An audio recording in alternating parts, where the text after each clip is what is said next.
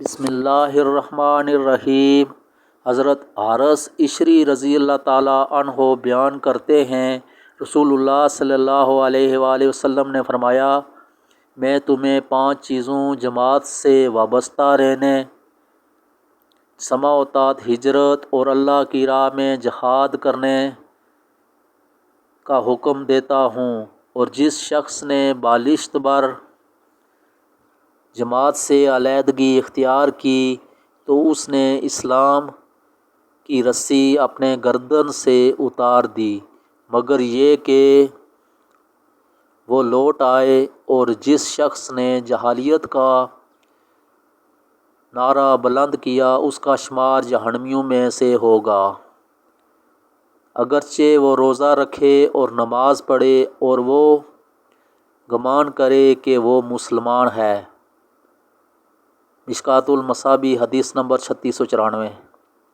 حضرت عائشہ رضی اللہ تعالیٰ عنہا بیان کرتی ہیں، ہمارا ایک پردہ تھا جس میں پرندوں کی تصویریں تھیں، یہ دیکھ کر رسول اللہ صلی اللہ علیہ وآلہ وسلم نے فرمایا، عائشہ اسے بدل ڈالو، کیونکہ جب میں اسے دیکھتا ہوں تو میں دنیا یاد کرتا ہوں، مجھے دنیا یاد آ جاتی ہے۔